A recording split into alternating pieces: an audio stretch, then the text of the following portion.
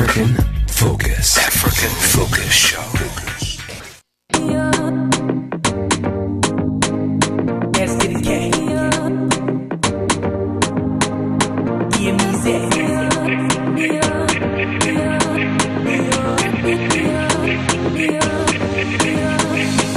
Take it down low, rock this boy. Let them know that you don't send nobody. Take it down low, rock this boy. Let them know that you don't send nobody. Take it down low, rock this boy. Let them know that you don't send nobody. Take it down low, rock this boy. Let them know that you don't send nobody. Now you, I come see. I want you to take good care of me. You see now you, I come see. I want you to take good care of me. Take good care of me. Make you the gotta go. I be your number one and nothing but do your show. It is where you need to play, makes me wanna spend my dough. When you take it fast, when you take it slow. Baby, you're the baddest and I hope you know. I know you're upcoming and I know you blow. Can't you see it? Anyway, Tonga the rhyme with corner. Will you come with me to my corner? I won't give you hard drive format. May was send it 5 on that. Nice chick, me a chroma. Maybe do nice flick with my Kodak. Freeze, baby cheese. Oh gosh, she body. Maybe boom to sekunka. By the way, a frost simple, vida. Cause I the kai say me shower revival. But now me more me than I'm team and try that. And then, say my chill, I will vibe. Swine, you be cast about 6 hours. Now me real, my be crash over 20 hours. Man, no, you didn't change hallmark. I grown kwa, my casa sa, but all because of Tonga. Because of hey, because of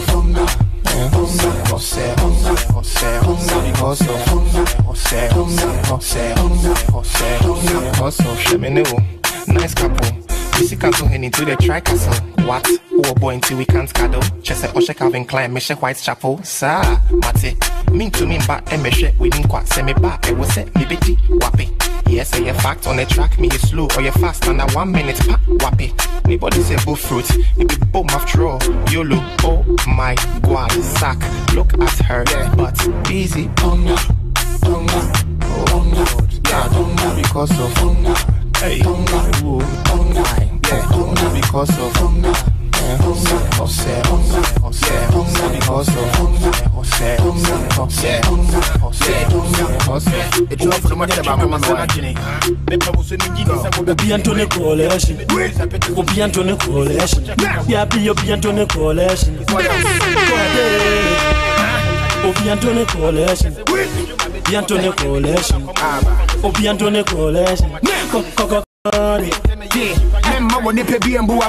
I hope a promo yen na huntia.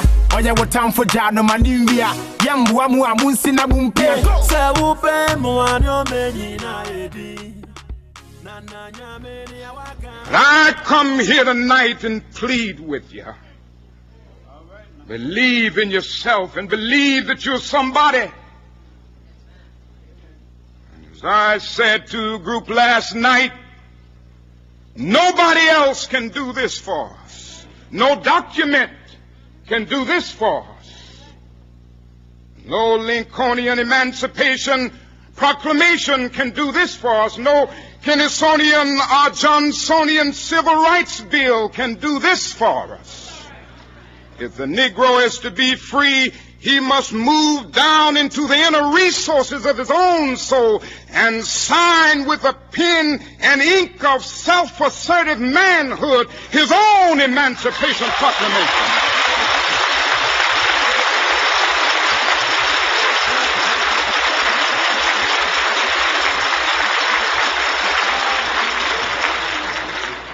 Don't let anybody take your manhood.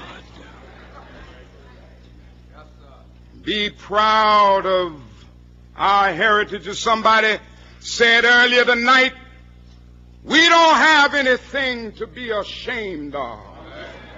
Somebody told a lie one day. They couched it in language. They made everything black, ugly, and evil. Look in your dictionary and see the synonyms of the word black. It's always something degrading and low and sinister. Look at the word white. It's always something pure, high, and clean.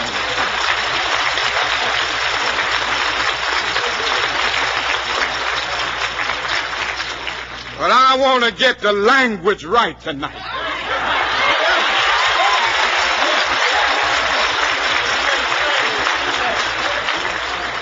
I want to get the language so right that everybody here will cry out, yes, I'm black, I'm proud of it, I'm black and beautiful. Welcome to the African Focus Show live. LA's best African show, coming to you live from our studios in Los Angeles. And today I have a packed house. I have the African Focus team with me, and I am going to be having guests that I'm going to be bringing to you. Let's hear it for Miss Angela. Woo! I have Mr. Adi. Mr. Adi J. The beautiful Mr. Adi J. Thank you. Thank you. My friend Boomy Boomer. Hello. If you could see him, if you're streaming, he looks just gorgeous. Oh, I'm blushing now. I'm turning pink. Oh, that's black and pink. Goes well together. We have Mr. Paul with us. And I'll be bringing the guests to you later. And of course, we have our honorable, our executive producer, Mr. Uchenna, with us. Let's hear it for him. And today we have Chris producing for us. Thank you, Chris. All right, Chris. Thank you for listening. Thank you for coming back. If it's your first time, welcome to the African Focus Show. This is a show about the African family. From the shores of America to the continent of Africa, we bring you music, we bring you fashion, we bring you news, we bring you entertainment, we bring you community services. And today, we're going to be bringing you a lot about the induction, the purpose of the Goodwill Association, the purpose of African Focus. So sit back, text, email. Come on, Instagram your friends. Tell them we are on, and let's go. And before we go any further, Adi, we want to recognize our sponsors, please. Yes, and today's sponsor, Arik Airlines, for all your African travel experience. Fly Arik Airlines and experience first-class hospitality.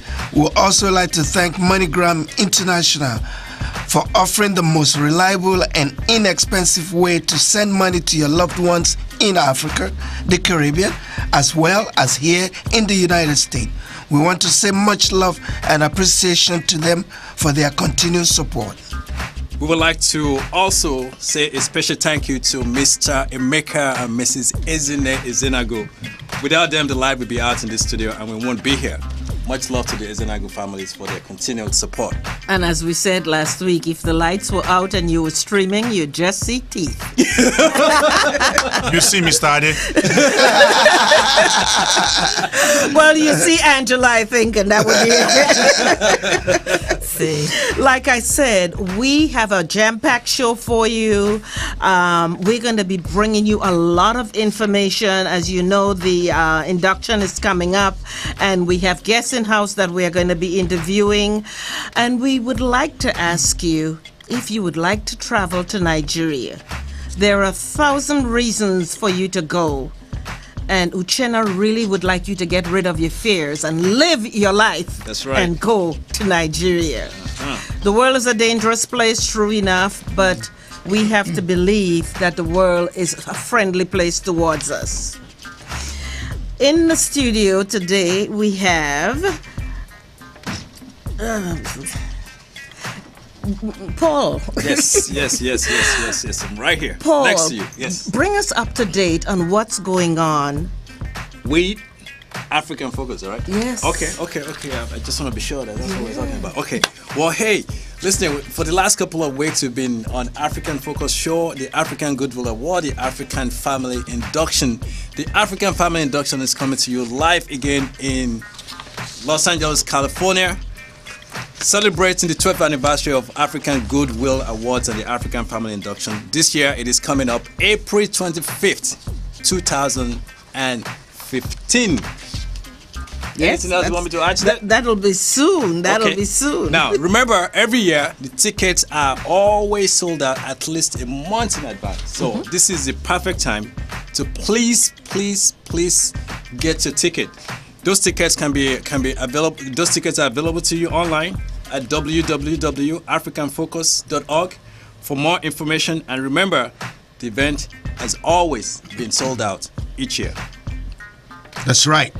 I encourage our listeners, please don't wait. This is the hardest ticket in town. In the words of many of our guests, this is our very own Oscar event. It has everything you can think of, glamour, all the fashion, all the people you're going to meet. And this year, Asanwa Entertainment will be unveiling African Step Out Glamour competition during the event. The best dressed couple, single men, and ladies will win different prizes, including cash gift cards and other items sponsored by California Natural Foods and MoneyGram International. Speaking about MoneyGram, our very own Hughes Efole, Vice President of Regional Sales, I believe will be the co-host of the African Focus once again. On a program note, we will have the 2015 Cameroon African Family inductees and their host families in the studio next week. We'll talk about their experience and what it means to them to be inducted. As Martin Luther King once said in the video piece we watched earlier, we have to do it ourselves and no one can do it for us. That's right. We have to celebrate our own. Yes. Exactly. And we have to acknowledge our struggles and the progress that have been made. It hasn't been easy. It comes with a big price. Remember what I'd always said, if we don't write our own history, they're going to write it for us, and they're going to write it from their own point of view. This is us writing our own history. Let's continue to write our own history. Adi, do you know that the African Focus Show will be covering that event? I didn't know that. Well, guess what? We will be, and I want you guys to come by. Remember to clap it up for us. We will definitely be there. Okay. We're going to be on the red carpet live. That's right. So we're going to be broadcasting live from the Concord Hotel, which is formerly the LAX Radisson Hotel. That's right. And we are so excited. This is going to be a treat because this is the first year that we're actually having the show here at the covering us live at the awards. That's so right. Kudos. So you make sure you come by. And say hi. I know you'll be in your tutu. You'll be all glammed up, but remember to stop by and talk to us. All right. Okay. Okay. Back to you, Paul. All right. Last week, we did mention about the African Scholarship Award. Please, I know you're watching, you're listening. This is a wonderful opportunity for our kids. Any kids that is in a 2-year college or 4-year college are eligible to apply for this scholarship program. This scholarship program comes with a $500 cash award to it, cash prize to it. So please go to goodwillawards@gmail. Send us email and let us provide you all the information that you need to apply for the scholarship program. And that is Goodwill Awards. GOODWILLAWARDS@gmail.com. As I mentioned before, we're going to be having a special guest today for you, and I have a very special guest in studio with us. Very special guest. Very special. Super special. Miss Betty Arnold, who is our boss's boss. That's right. She's an African Focus Inc. Advisory Board Chair. Miss Arnold has recently retired after more than 30 years of an incredible career as Vice President with Xerox Corporation. That's right. Miss Arnold was honored in 2010 with the Ambassador of Goodwill Awards, and she was also inducted. Give it up for her. Yes. She was also inducted into the Nigerian family the same year. That's right. She has been a great asset to the African Focus organization. She is one of Mr. Uchena's, our director's weapons and advisor. So he gets some of his great ideas from her. That's right. Well, now we know some of your secrets. You see, Mr. Wog is a wise man. He knows how to surround himself with smart people like me. That's right. That's right. Welcome, Miss Arnold, to our studios. Thank you. I'm so happy to be here, Nicole. Okay, now I'm glad that you're with us today in the studio. We will be talking about the induction and what it means to the diaspora and the continent of Africa. How do you feel about this program? It's an exciting program, and I was so excited, like you say, back in 2010 when I first got exposed to African Focus, because it just brings so many aspects of the African American lives and the African heritage together. It's an opportunity for us to all be unified in our focus in the opportunities to support each other. Well, as the chair of the African Focus, how do you feel about the work they're doing in the community? There is, as you say, work that we're doing in the community that I'm proud to be part of. It's reaching back through the scholarship programs, and it's connecting all of us to enabling African understanding and African American understanding and growing and bonding in our relationships. Now, I know you have been to Africa. I have. Would you please enrich us, share your experience, some of your experiences with us?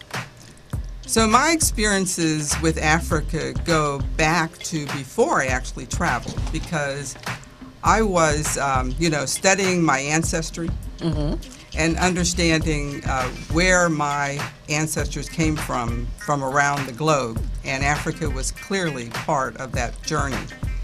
And so I've collect art, I study the history, and so going to Africa the first time was an opportunity to go home.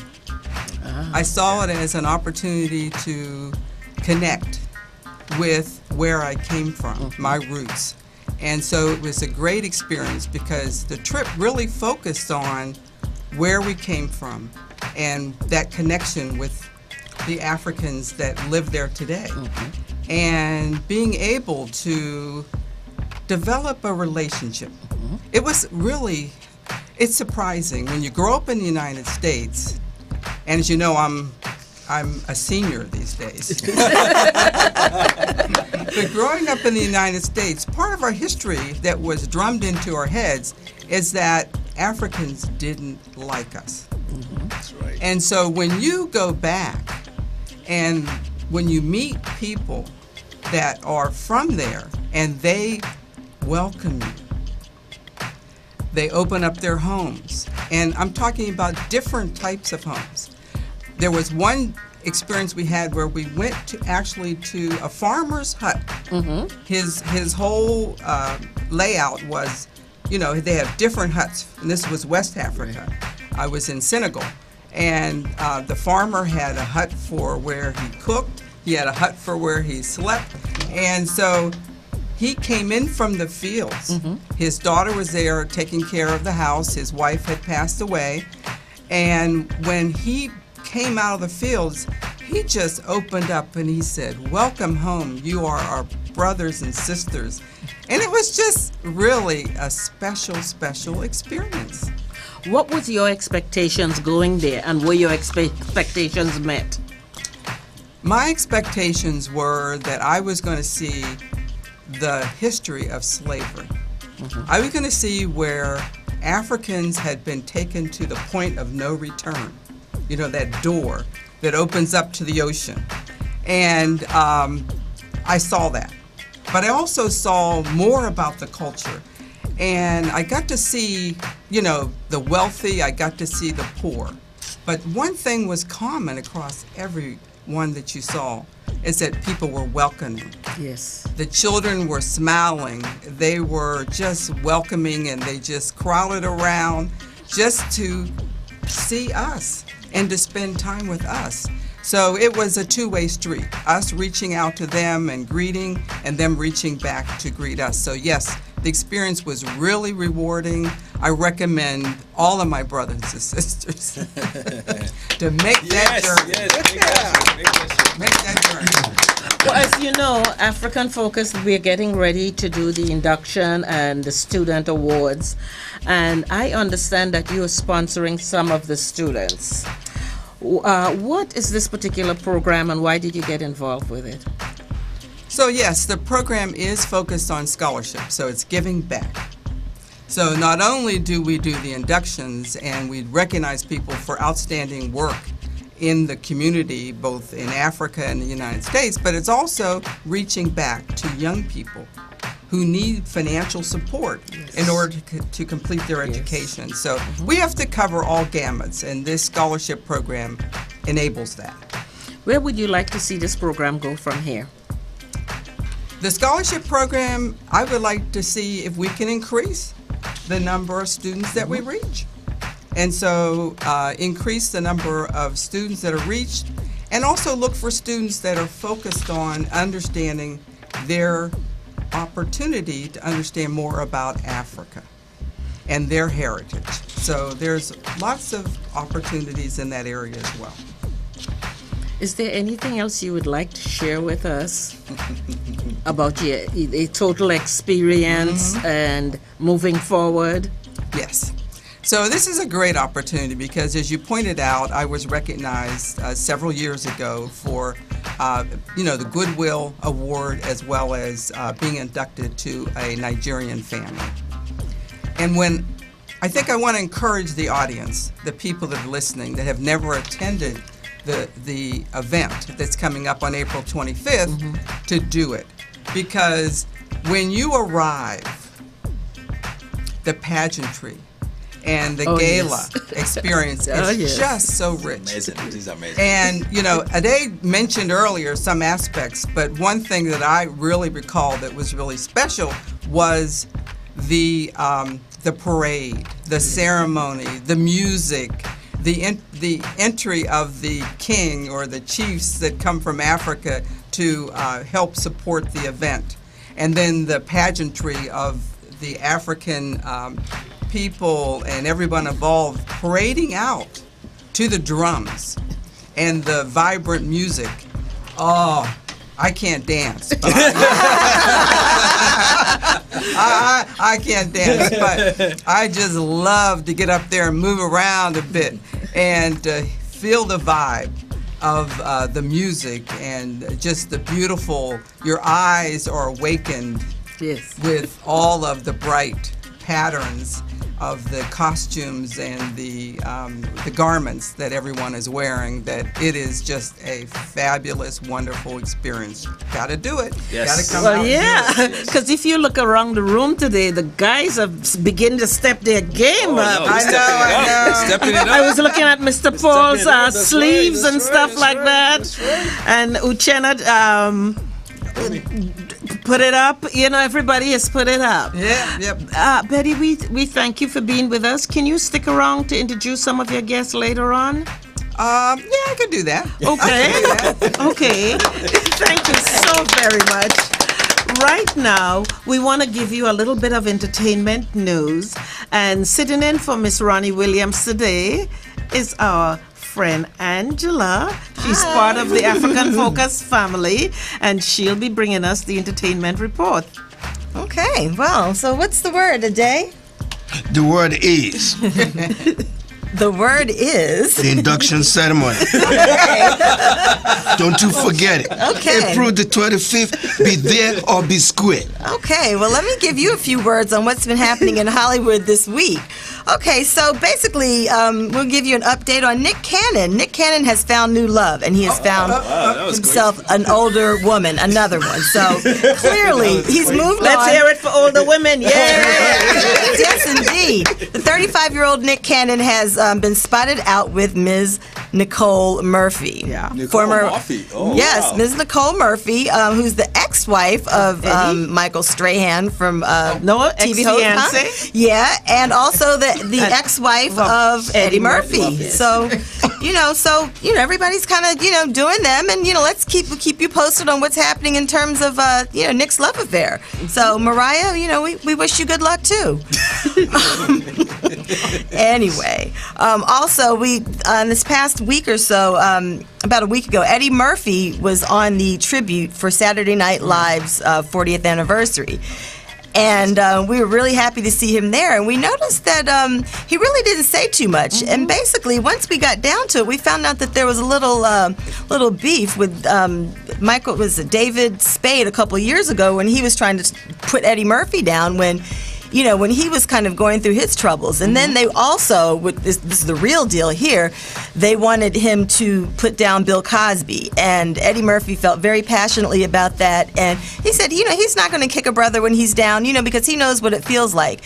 And he was not going to let Hollywood make a mockery of something, that they, to bring another black man down. So, we do say send our prayers out for Bill Cosby, and we hope that situation resolves itself. And again, hats off to Eddie Murphy on that.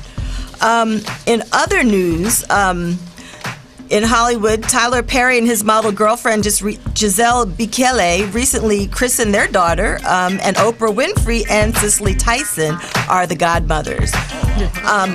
And also, in headline news this week, Academy Award-winning actress Lupita Nyong'o's gown, her $120,000 pearl gown, was stolen. Yeah, you believe that? It was on the news. I saw that. Do you believe that? Where did she have it? It was stolen from the Oscars, from her hotel room. But guess what? And guess what? They found it yesterday. And they said, wait, so here's the scoop on that. So they said that the person that took it took the pearls, took the gown and took the pearls down to the jewelry district apparently to be appraised.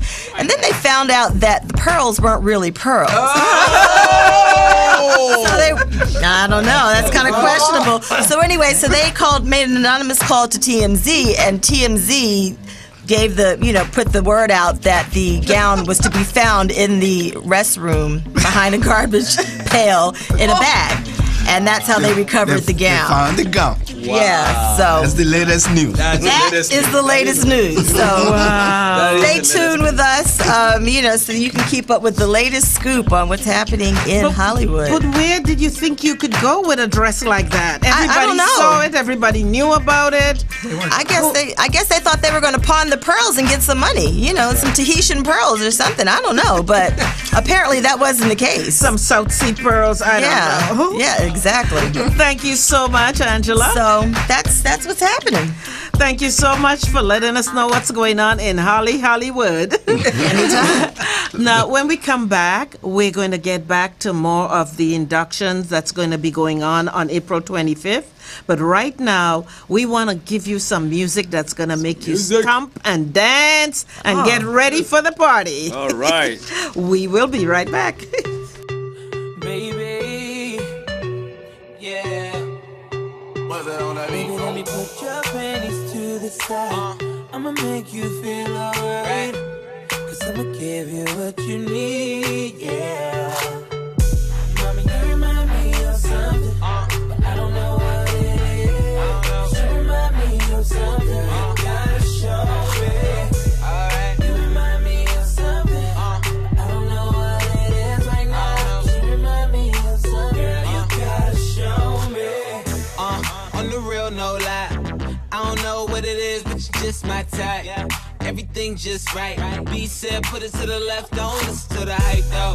Got a cup in your hand, baby sitting, but you ain't got no kiss. We ain't leaving till it ain't no more left. Can't see no time on the Rolex. I can tell you a freak, gon' show it. Looking for the after party with a go at. Go on the flow like a dough man. Baby, you know where to throw that. I said, mommy, you remind me of something.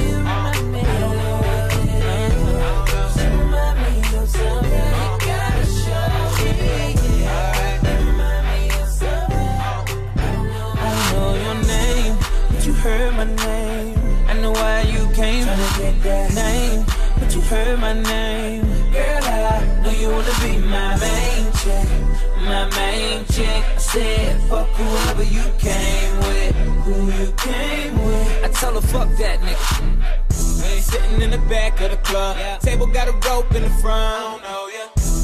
You looking real familiar. I could just be a little drunk. I don't know your name. It's a goddamn shame. I don't know how to explain it for you. But girl, I'm just saying, if you got a man back home, I don't know him. What? Just keep it on the hush. Pocket full of trees, don't beat around the bush. Walk on green, I can even hit a putt. KO shot it when I hit her with a punchline. Hit a couple shots when it's crunch time. Ducking from my ex like the one time. Throw a sign when you really try and go. Got the car parked right in the door. I know your name, but you heard my name. I know why you came trying to get that name, but you heard my name. Girl, I know you wanna be my main chick. My main chick. I said, fuck whoever you came with. Who you came with. I tell her, fuck that nigga. Nah, and you don't know my name. Just in case you feel. I might have poured you a drink, but don't let it go to your head. Why you came? Tryna be my main chick. Passenger side when I lane switch. Top back 2 seats only. Ain't no room for your friends, I don't know them. We just seize in the moment. Up all night, throw a deuce to the morning. Don't try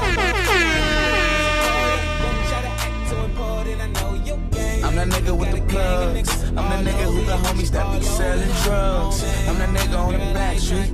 Big fat heat, niggas spit and run like athletes. I'm that nigga.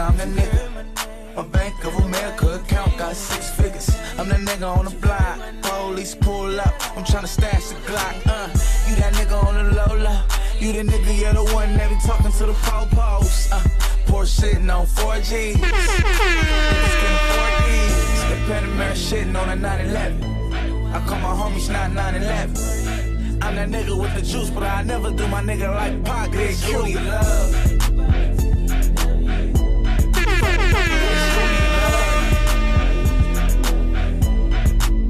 Bitch, who do you love? Bitch, who do you love? Okay, we back. Welcome back to the African Focus Show.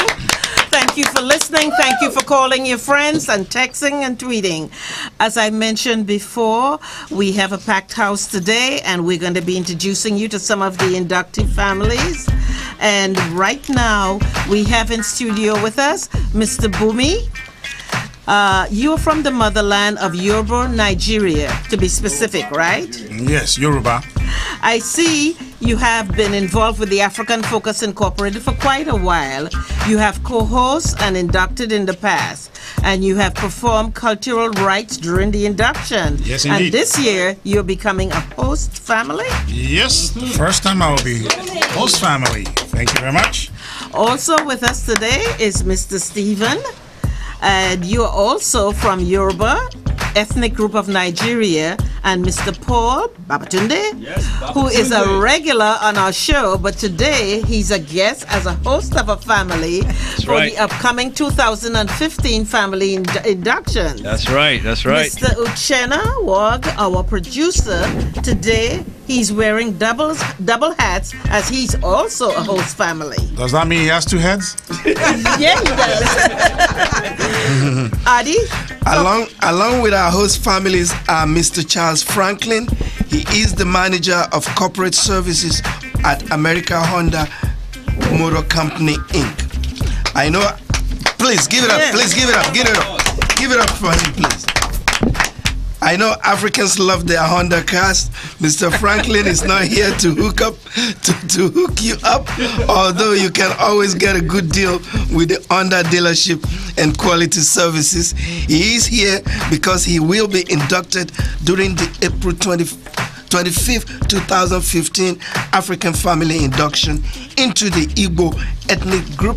His host family is Mr. Uchenna and Mrs. Emily Nwogu. He actually did his DNA, and he knows he is of Igbo ethnic background. Give it up. That calls for double. Also with us this afternoon is Miss Precious Michael. She's a lady with many talents, and she's an incredible talented pianist. Among other skills, she too will be inducted into the family of Mr. and Mrs. Stephen Adeneye. Give it up for her, please. Give it up for them. One more time, please. And Reverend Dr. Louis E. Logan II is the co-founder of the Ranch Christian Community Fellowship of Los Angeles, California, and a community organizer for nearly 30 years. Miss Jerusha Hilton, who joined the African Focus family and is heading African Focus initiatives in Las Vegas area. She's determined to bring the induction to the good people of Las Vegas, and we are thrilled about it. She will be inducted into Mr. and Mrs. Adeneye's family. Welcome to the show, everybody. One more time. Welcome to the show. Thank you for being here. And I want to start by asking my Continental American families, how did you become a host family? What's your inspiration? I ask this because you have joined the League of a Few who offered to give African Americans and others in the diaspora a historic opportunity to become members of your family. Paul, talk to me. Well, basically, to become a host family is actually pretty easy. All it takes is for you to have the vision, to share in the vision, and the commitment of that reconnection, to join in the ability to break all the myths that we Africans do not like African Americans, or that the African Americans do not like, or the African Americans do not like Africans. Look, we are one big family, and it's about time that we rewrite that history in our own words, not just in our own words, but in our action. That look, we want to take not just the African Americans, but every black person that has been displaced to slavery.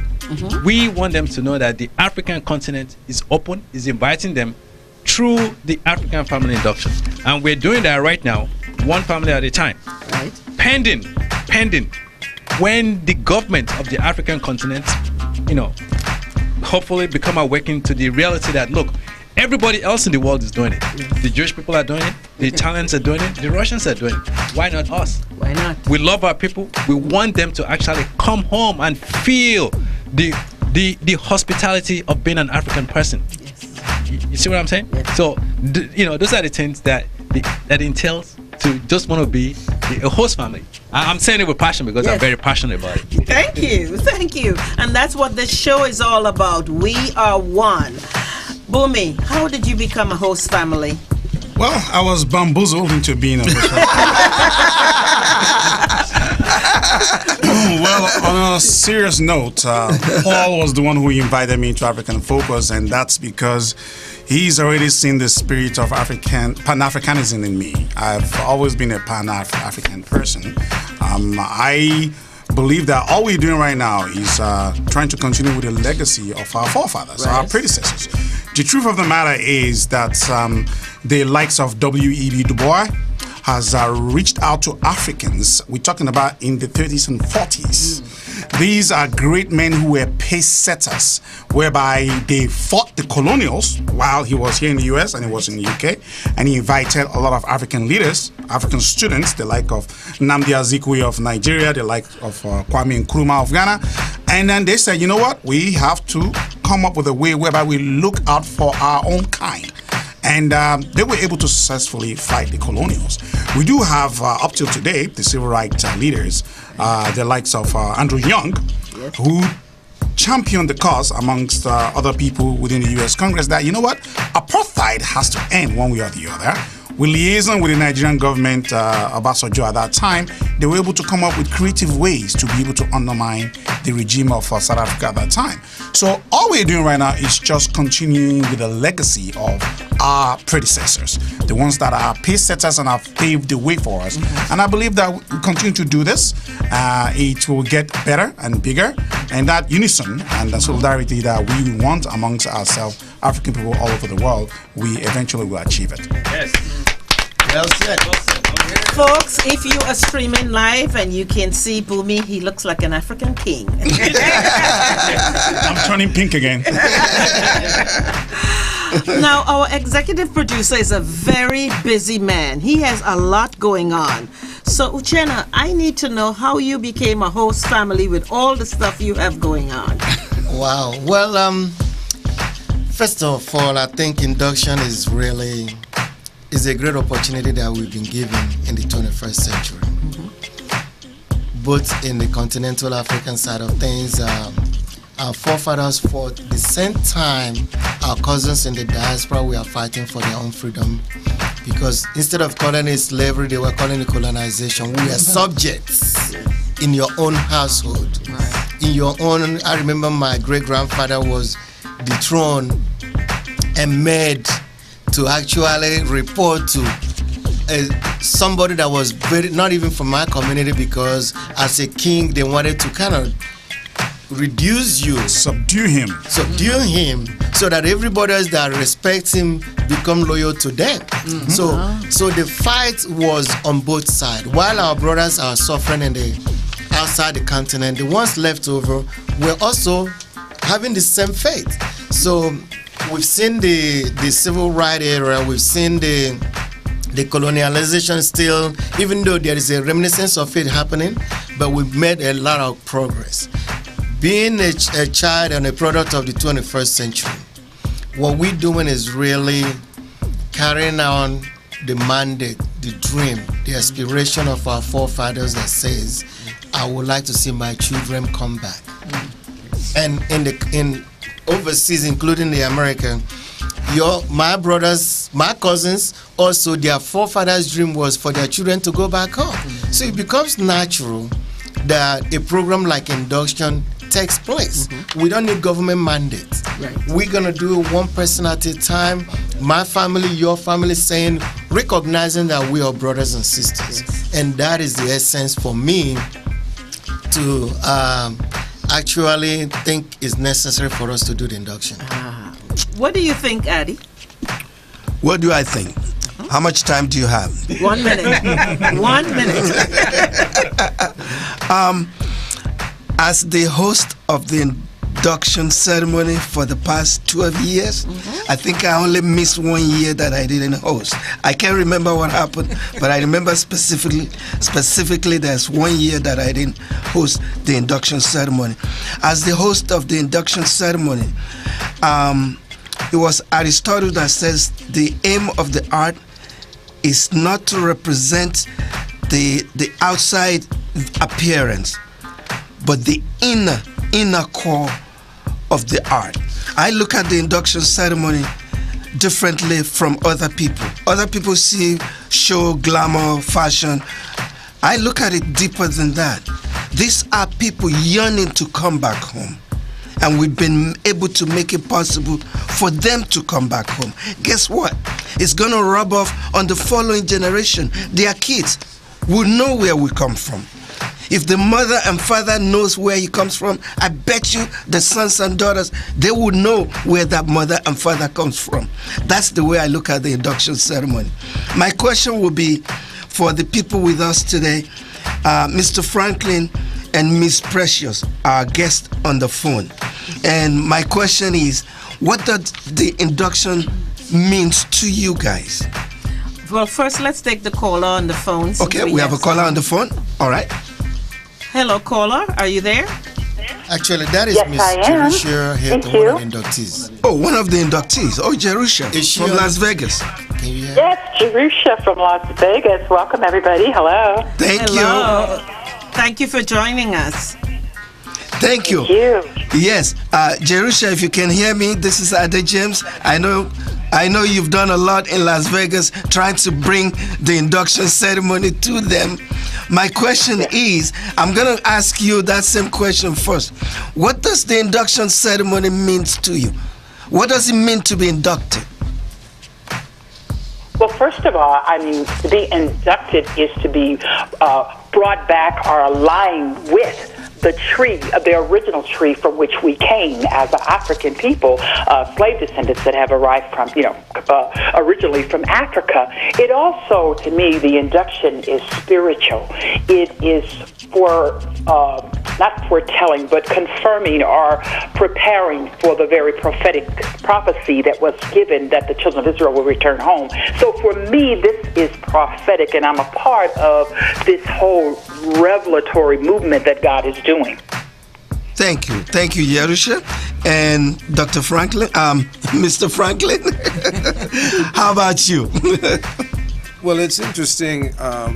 First of all, it's an honor more than anything else to me, and it's very interesting. As you alluded to earlier, I recently did a DNA test, so it kind of goes hand in hand. After doing the DNA test, it said that I was 98.9% Hebrew. So That's what we're talking about. One more in your camp. So with that, I'm just honored and excited to and look forward to the event. I'm sure you're looking forward to going to the Igbo land. And I'm sure Uchenna will make it possible for you to visit the motherland. And Miss Precious, Miss Michaels, rather. Yes, one of the things I think was just notable for me was even to be approached for this. I was wondering, how did that occur? And in looking at your mission and the guidelines that you've instituted for those that you're inducting, I was again just greatly honored to have been identified for this. And just considering the fact of one of my passions is to, as a Christian, is I really have and I embrace the art of and the ministry of reconciliation. And that's what I do as far as bridging that musically and even in my professional endeavors, just representing excellence in every way and knowing that is the heritage for which I'm a part of. So bridging all of that together, I heard Uchenna mention, his dad being the king. I think we are to represent even ourselves, our heritage, and who we are in such a regal way. And it actually is very natural to do that outside of, contrary to what we're often reflected as. Thank you. Well said.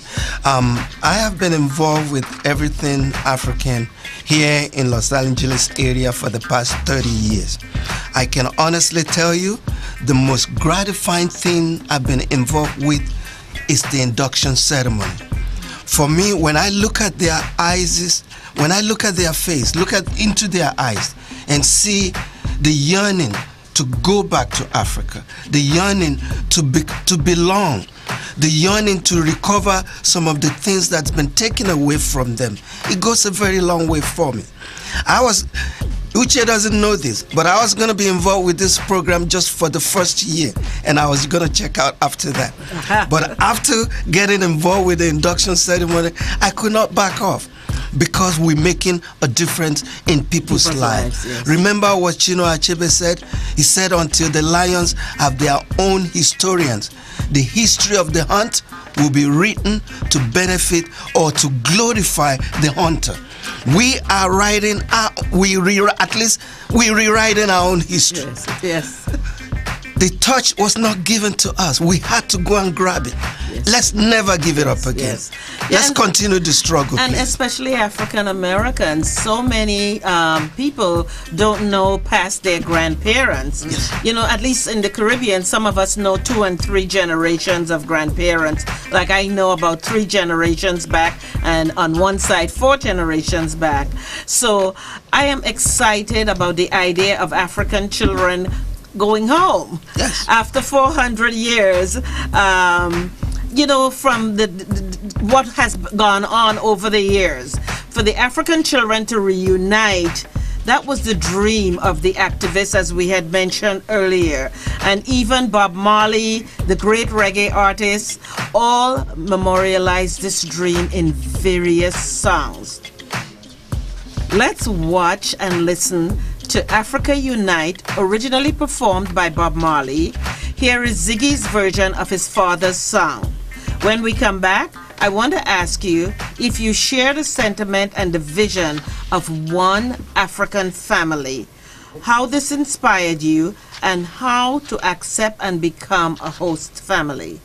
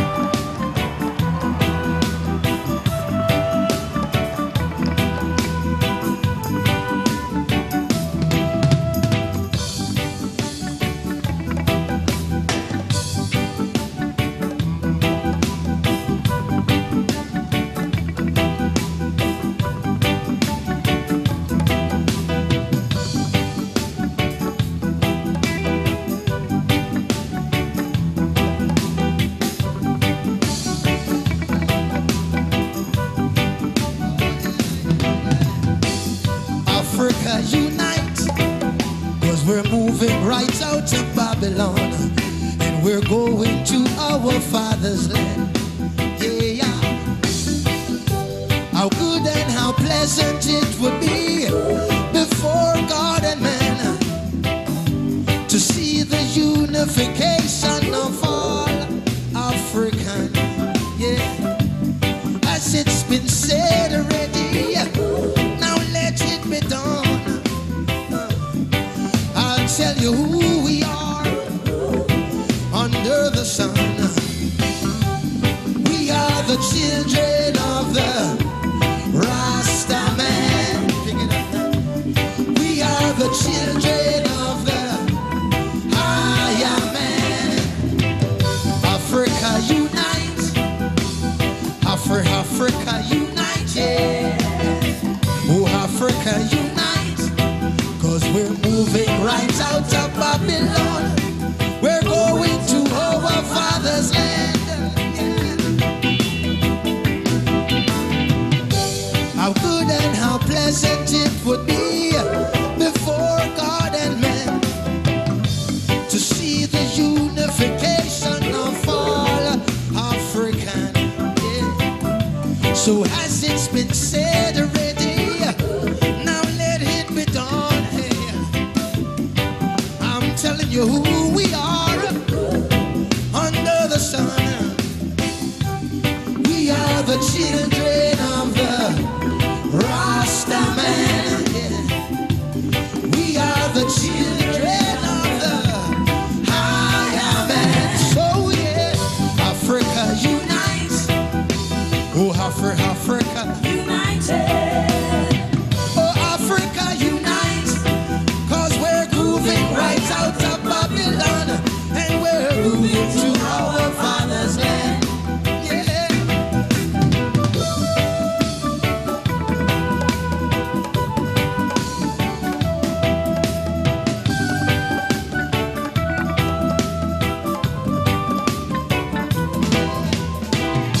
How good and how pleasant it would be before God and man to see the unification of all African. So has it been said already, now let it be done. Well, I'll tell you who we are under the sun.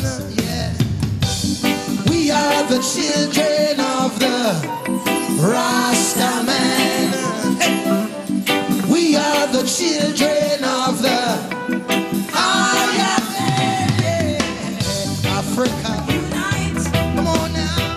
Oh, Africa united. Here we are. Africa unite.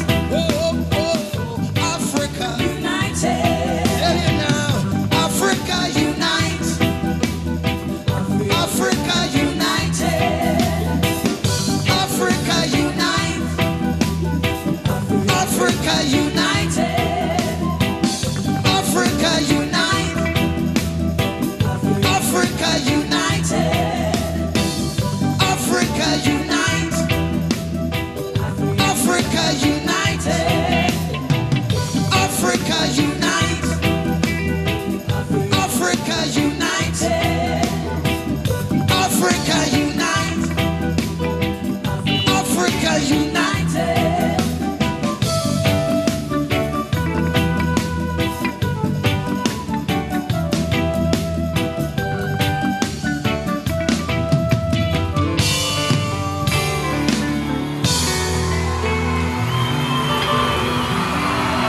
Focus Show. Welcome back again. If you're joining us for the first time, thank you. Please call your friends. Please text. Please email and Instagram. If you're a regular, we thank you for listening, and please do the same. As I told you, we were going to be having the inductees and the host family and the guests all coming in today.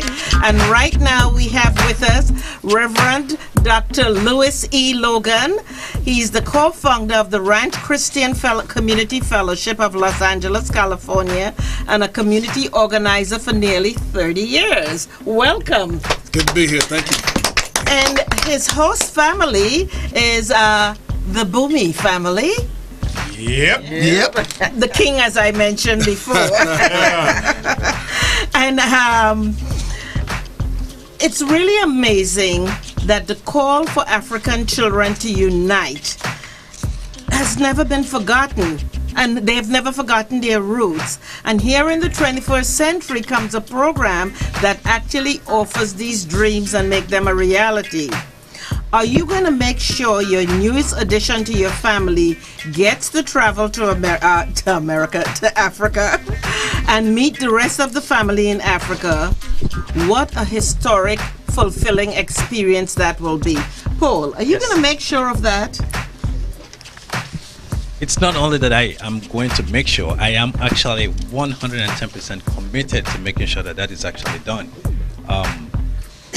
One of the commitments of being a host family is to be able to say, one, if my inductee is willing to travel to Nigeria, for instance, especially travel to the Yoruba part of Nigeria that I came from, it does not matter whether I'm there, irrespective of whether I'm there or not. I want my family members to be able to receive my inductee, take care of my inductee as their own. That is a commitment that I am personally making sure that my inductees understand and take to heart. My personal responsibility to my inductee goes even beyond that. I want my inductees to be able to come to my side of the country, where I want my family members to be able to offer them plots of land where they can actually build at no cost to them. That is a commitment that I am personally making for my inductees. And yes, I will definitely love an opportunity to make sure that my inductees have an opportunity to travel to my part of Nigeria with me and have a place where I can feel the passion, Paul. I can feel the passion. Bumi, are you going to make sure that your family gets there? Yes, I will not only encourage them, but I have an analogy that I always use whenever I'm talking to folks that are very skeptical about visiting the African continent because of all the negatives.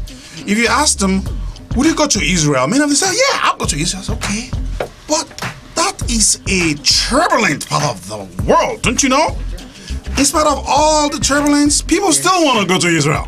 Yes, so if you can sum up the courage to want to go to Israel, in spite of all that you hear about it, then there's no reason why you shouldn't come to Africa. As a matter of fact, the part of Africa that I come from do not have the same degree of turbulence that you do have in Israel. So whenever I say that, a lot of the people that I talk with, they say, oh, okay, I actually never thought of it that way. Yes. So, and then they are better encouraged. So definitely, I will encourage them in so many ways.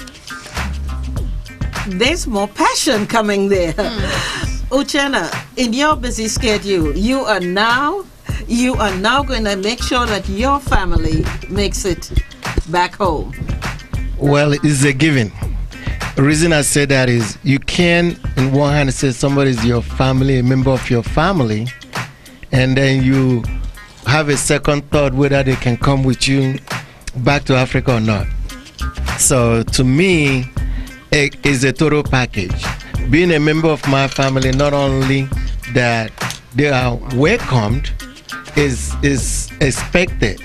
And I pray and I hope that, the economic reason it shouldn't be a hindrance for my brothers and sisters who have embraced my family to be able to visit. And trust me, it will be a beautiful thing, and I can't wait. Ah, that's great. That's great. You know what I'm hearing here? That when you get inducted and you become family, you're really treated as family. You know, I always think about when one is a housekeeper or a maid or whatever for many years for a family, the family usually say, oh, she's like family to us. However, she never gets to sit at the table and eat with you. She serves you and goes back in the kitchen, and when you're finished, then she eats her food in the kitchen. This is not the case here. If they say you're family, and they're treating you that way. Okay, how do you think that your new family member will accept and receive the backdrop of Africa? The stereotypes, the you know, that whole thing, how African Americans don't like Africans, Africans don't like Americans, and all of the lies that they have heard on air all these years. How do you think they're going to receive that? Okay.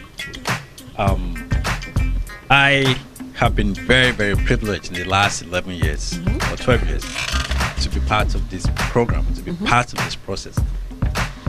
The underlying concept here is to break the myth, to break that myth that Africans do not like African Americans. No, I can tell you a lot of stories about myself. I came to the United States when I was 19. An African American household, the Gilmans, took me in. Right. They took care of me. They provided everything that I need to survive in this country, both money, accommodation, food, or anything like that. These are people who do not know me from anywhere, but they took care of me. The only time I met them was in 1997 when they visited Nigeria. That's step number one. Step number two, the first job that I got in this country, it was an African American person, Dean Brown at West LA College, who gave me my first job. Didn't have to do that. All right. Now, I can go on and on and on and on. When I served in the military, I had military officers, black African American military officers, who took me and gave me so many opportunities that were just way beyond my imagination coming to this country. So when we start talking about, you know, do Africans like African Americans, that to me, we love each other. We just have not been able to have the opportunity to express that. And the family induction has actually given us that opportunity. For me, it is an opportunity of a lifetime for any continental African to be able to say, look, I am going to open my doors wide open for anybody who is of black ancestor to come in and settle, have peace of mind, and let me share that African hospitality with that person. It's a great honor. It's a great honor. It's an opportunity and it's a privilege of a lifetime. And I'm just glad to be part of it. You know what I have found? We tend as human beings to be afraid of people we don't know, things we don't know. A lot of times, all we know of certain people is what we see on the news. And, you know, usually the news doesn't just show, oh, the African families loving on each other. So we see if you go to Nigeria, you're going to get robbed or whatever. So having this program and inviting people in, Bumi, it is such a warm thing to do. Tell me. Yes, it is one thing to do, and I will echo what Paul have said as far as that relationship between African American brothers and sisters as well as African. I think, personally, it's an overrated sentiment. A sentiment that sometimes comes out of ignorance, because a lot of times we don't take the time to understand where each person is coming from.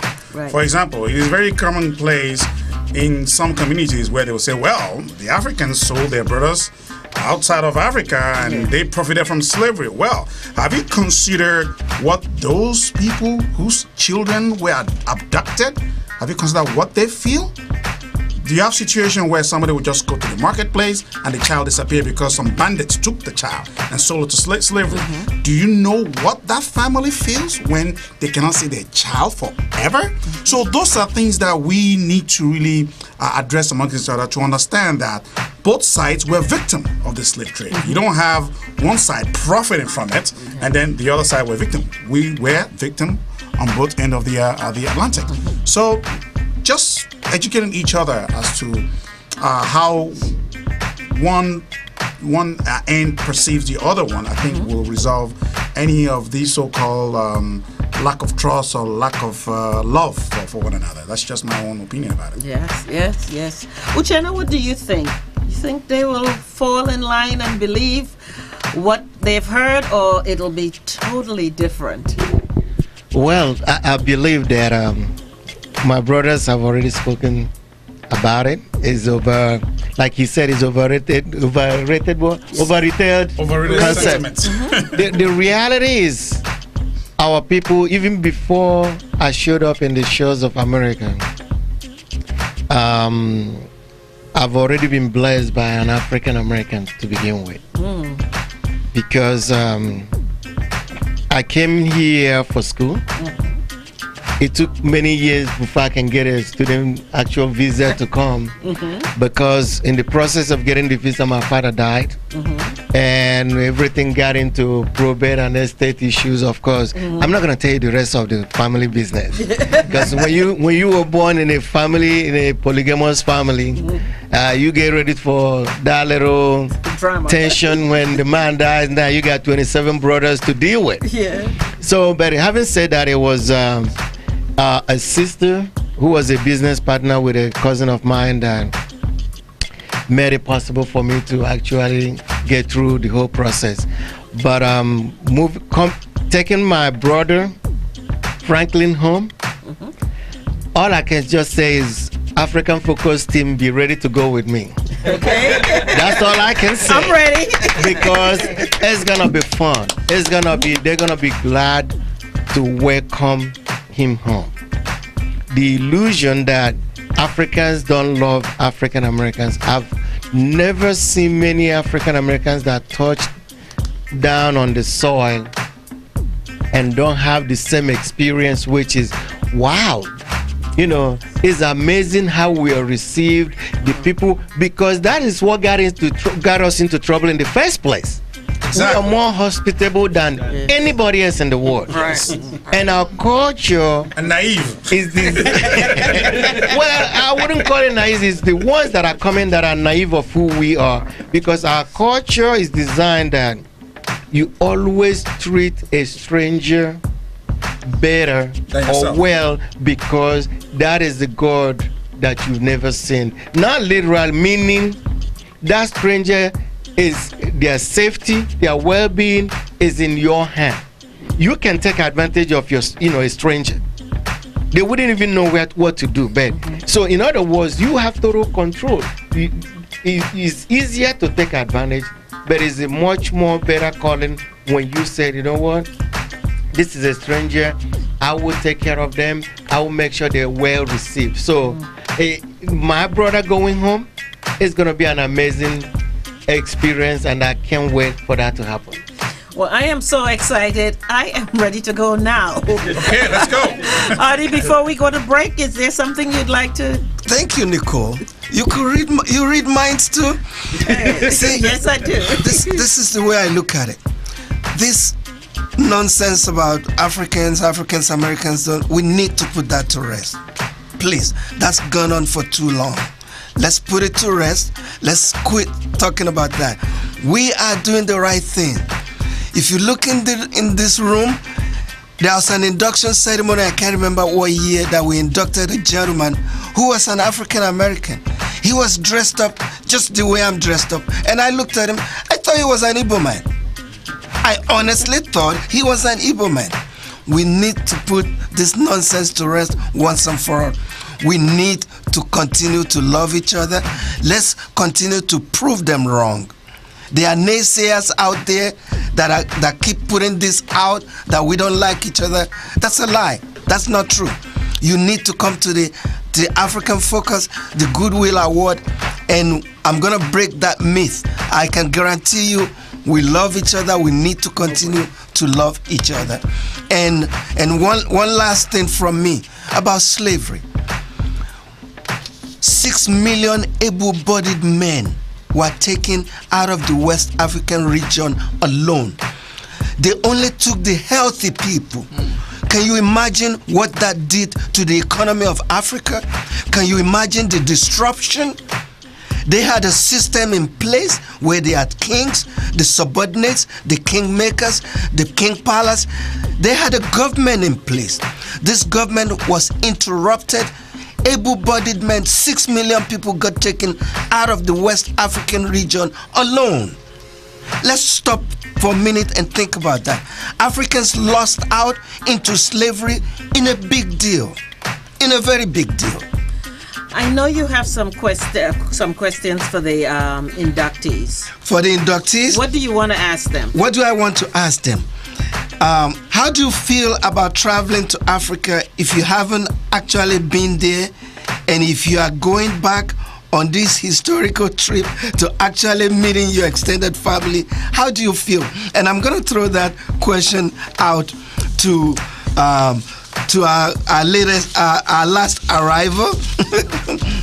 Yes. Thank you, my brother.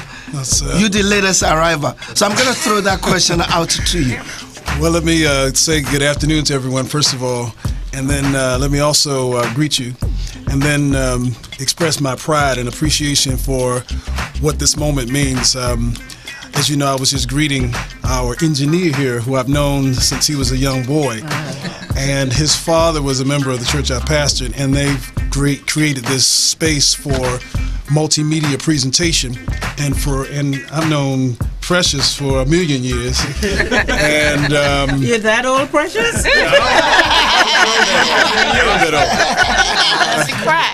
This particular enterprise is a connection between Africans and African Americans in and of itself. This media space and then your show is our cooperation, and I appreciate that very much. And that is what it means to travel to the continent. I went to the continent a couple of years ago. I shared with my brother, who is a blessing from God. That's what his name means from what I remember. And I went to Ghana. And I will probably pass this around. This has become my screensaver, but I'll just close it like this. When I went to the Amina Castles, the last thing among the pictures I took was the pictures of the door of no return. Yes. And that impacted me in such a way that I will never forget. And the young man who was our tour guide said, "Welcome home, brother." And he said, "Welcome home, brother." And I became uncontrollably emotional. And I couldn't stay. I had to kind of go off to the side. And this, I only stays for a few seconds. I had to reset it. But that door from no return, that made me recognize that that's the doorway through which my ancestors, my mothers and fathers from the continent left the continent, but they came to the Americas. And so going back is more of a reconnection. It's an opportunity, I think, to make some new things happen should we have the presence of mind, the attitude, and the resources to do so, because we have a lot of work to do around the world. And Africa is the place where it all takes place. It started there and it's going to end there. Thank you. Let's hear it for Dr. Logan, please. And I'm going to throw the same question out to Mr. Franklin. Yes, sir. I'm going to throw out the same question to you. How do you feel about traveling to Africa? I can't wait. It's like I said, I've been doing my genealogy search, and that's what I was trying to see is where I needed to go. So now I've discovered where that is. And I have some kings to be my escorts. In fact, I'll be traveling on business to the Middle East next month. But to show the importance of Africa, China is no longer the economic focus of the world. Africa's growth is much more than China's, and in fact, that's why Honda just established this past year the Africa region. And so I think this is a perfect opportunity for the African goodwill and African Americans to take advantage of that economic growth as well. Thank you. And Ms. Michael? I am excited. I really am. One of the thoughts I've had over this last couple of months was how, I mentioned it earlier, how naturally everything I'm learning just agrees with my spirit. You know, I think I'm probably one of the furthest removed in that I'm a native Angelino, born in Los Angeles, raised in Los Angeles, have not yet set foot outside of the country. I'm just excited. I'm learning so much, being a thinker, being creative, you know, in my approach to things. I'm just looking forward to reconnecting. I can guarantee you when you come back from that trip, your life may never be the same again. Let me also emphasize that before the DNA came about, we already started the induction ceremony. And then the DNA has taken over or has actually boosted our effort. Right. I understand, Dr. Logan, you did your DNA. I did. AfricaAncestry.com through Miss Gina Page. Yes. Was my connection there. In fact, I met her last year at the National News Publishers Association. I'm an audiobook publisher as well. And she was doing a reveal at the occasion in Washington, D.C. and became curious about it. And you're right, I did, and was revealed last June, in fact, at my church, as you know. And it was interesting because both my maternal and paternal ancestry was revealed from AfricanAncestry.com. My mother's side is Yoruba. Excuse me, did you hear him? Yes, I did. Can somebody say yes? Did somebody say, excuse me, can you hear, did you hear him? Can somebody say yes to that? Yes. Thank you. The hearing is working really well. Thank you. And my father's side is Fang from Gabon. From Gabon, yes. Gabon. So, as she said, it was the most populated country and the least populated country. One of the least populated countries simultaneously. And something about the characteristics of the two distinctions of peoples was that the Yoruba tended to be you're more spiritual, you're more industrial, if you will, commercial in terms of business oriented, and then of course the Fang tend to be more of your artistic and your creative. And so that was kind of interesting to get the sense of the symbiosis of the two that are part of my ancestry. So it was very powerful. It was a part of the returning to Africa. I think we have to do it not just geographically, we have to do it spiritually, and we have to do it internally. And I had to just say this, if you don't mind, I'll just throw this in real quick. As a student at Morehouse College, Dr. Chuck Anta Diop visited our school campus. We had what was called the Nile Valley Conference. And that really was kind of my beginning. That was back in the 80s, so that was a million years ago as well. But Chuck Anta Diop had that federated state, the idea of a federated state. And I read about Walter Rodney's book, How Europe Underdeveloped Africa and all of this. Thank you so very much. And right before we go to break, what I did want to say about that Door of No Return, I saw that on television, and it makes you cry because you think of your forefathers. When you went into that room, you either died in there or you were sent off. Never coming back. We are going to take a short break right now, and we're going to hear some music that'll make you want to dance. Dance, dance.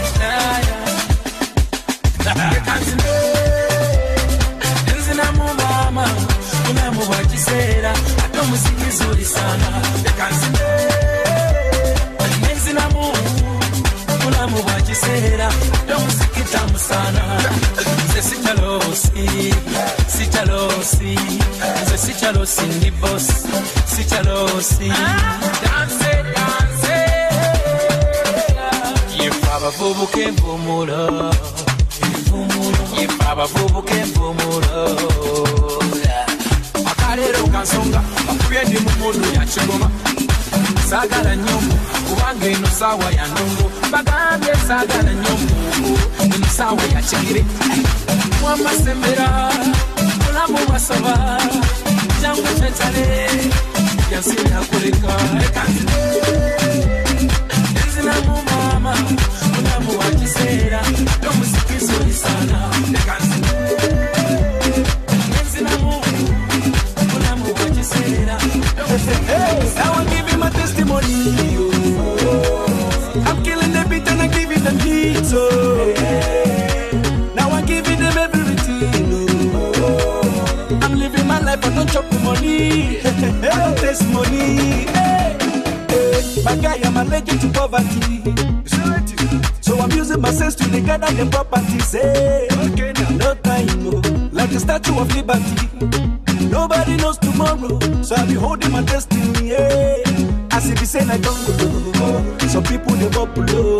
I continue the struggle. The struggle they double my hustle. As if it's saying I don't go. Some people they bubble low. I continue the struggle. They double my hustle. Now I'm giving my testimony. I'm killing the beat and I'm giving them heat. Now I'm giving them everything. I'm living my life. I don't chop money. I don't taste money. Now my testimony, testimony, my testimony. I don't chop, I don't taste money. I don't taste money. Now my testimony, testimony, my testimony. I don't chop, I don't taste money. I don't taste money. Je m'appelle Chop Money.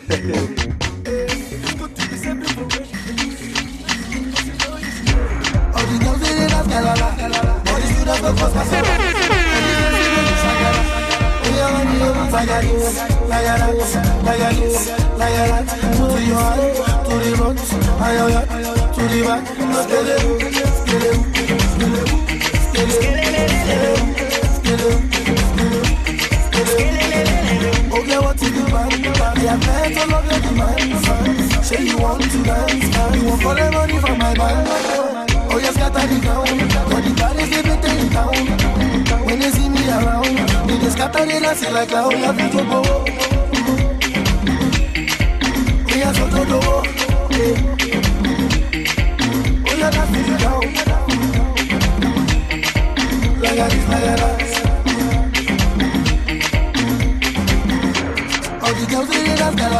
Welcome back to the African Focus Show. If you are listening and looking at us live, you're learning a lot about the inductee program and what goes on and how both the host families and the inductees feel about it. We are coming to you live from our Los Angeles studios. We are here every Saturday from 12 to 2. Please put us in your calendar. I have a question for the inductees. What was your reaction when you first heard that you were going to be an inductee? This is a dream that our forefathers have been yearning for. Some of them drowned, some of them were killed trying to go back. Dr. Charles, what was your reaction? Dr. Logan. Dr. Logan. Well, thank you. It was. See, I gave you another new name. Yes, yes. I was humbled and honored because it appeared to be another step on the journey that had been taken. As I indicated earlier, it started basically in school and then a few years ago. So it's been a part of the ongoing piece. So becoming inducted and adopted. It's not just inducted, but it's also adopted. Yes. So you have a name and a family and a location, which changes everything. Because one of the things about African Americans we've oftentimes felt is we don't have our own country. We don't have our own nation, or we have it in general, but nothing specific. When others can say specifically where they're from, now I can say specifically where I'm from. So I like that. Yes. Now, Betty, I know you were inducted a few years ago. How did you feel when you first heard you were going to be inducted? When I was inducted several years ago, you're right, I was very excited because while I traveled to Africa before, I hadn't been really adopted by a family. And so this was a new experience. And my host family is from Nigeria, Igbo. And so it was just building another relationship with a family and being introduced to them, being accepted in their home, and being, getting some education about where they come from and what some of their cultural experiences are. Yes. We got a chance to eat the nut, the bitter nut. Yeah, so that was like, okay, I'll never forget that. So it was, and each year when I go back and I spend time with my host family, it's just always so welcoming and endearing to have that relationship. Charles, how did it happen? How did you hear? The phone rings? A knock on the door? I think mine, I probably got a few phone calls, but I travel a lot, so I found out through the letter. Oh. And then when I looked through the book, one of my good friends was an inductee several years ago, Sharice Bremon Weaver from the Brotherhood Crusade. So I called Sharice, and the first thing I said is, "Did you do this? Is that how it happened?" And she said no, and she went on to tell me how great the experience was and everything. And I said, okay, I was honored. And then also, one of my good friends in college, Tony Wamadu, was from Nigeria. So I hope through this program I will learn how to make this red soup and fufu. He wants to learn how to cook. Now, Precious, you said you have not been outside of the U.S. I have not. How is this going to impact you? How did you hear you were inducted? And then when you found out for real that you were going to get to go, tell me what happened. Let me share several things. First of all, I found out while I was in my office at work.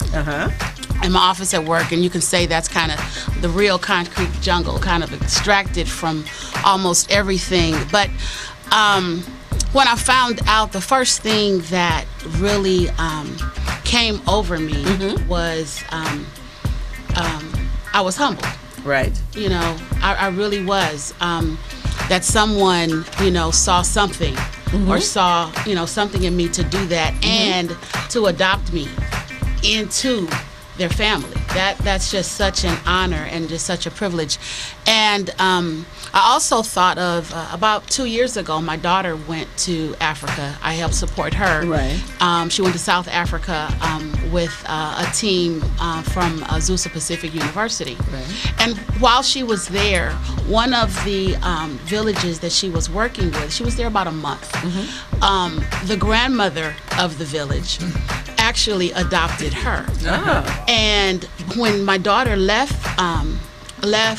from Johannesburg, what happened was her grandma made her a bowl from the cobblestones that she was walking on, and she made it for her for me. So it's like that's one of the most treasured gifts I've ever received. It's so meaningful, it's so beautiful. And so what that did for me was something that it gave me something I always wanted. It really did, just to be connected, and then to be, I'm an only child. Yes. So there's several layers to this for me. I'm an only child and my parents are both deceased. So connecting and being considered and adopted as part of someone's family, and then an African family, given a name and knowing, one of the things that's really big for me is learning the dance. You know, that's just something that excites me. I've always wanted to do that, especially being the big girl, you know, but I can always move. So I'm looking forward to every aspect of this experience. Thank you. Well said. Yes. Now, I have a question for the host families. And we have another member who is a host family here, Mr. Sidney. And I'm going to try to get this right. Mr. Stephen Adinde? Adinaye. I have been working on my African. Let me tell you. Mr. Adinaye, tell me, how did you become a host family, and what advice would you give to others to become host families? First of all, I want to say good afternoon to everybody in the house, a castle, like we say in the Yoruba line. When the organization was being formed by my beloved friends Uche and Babatunde, I happened to be around then. Me and my wife have been supporting the activities every year, and until about the 10th one, they've been asking us to be a host family, but we've been kind of like, because of our schedule, we've been kind of like trying to go around it. But last year was a very beautiful event. We were able to induct Mr. and Mrs. Foster into the Adinaye family. It's been an humbling experience, just like Miss Precious said over there. It gave me chills bump just to see Africans in the diaspora uniting with Africans from across the motherland. Yes. it's an humbling experience. That's what I can say, and it's a blessing. Yes. Yes. I heard her say she's an only child. Well, you're coming to a large family. I'm the second of 32 children. So, yes. So she's never gonna be alone now. Well, there's a lot of us to reach out to. It's a village. You can be child number 33. They want him back home to take over his father's kingship title. So hopefully, I'm feeling you're being right about that. My wife doesn't want that happening here. Yeah. They want him actually for it. They will be the head of the family. Right, but my wife is she's the head. Along with that comes so. His wife is afraid of 32 children.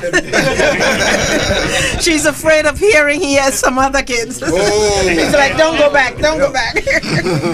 Bumi, what advice would you give other families about hosting?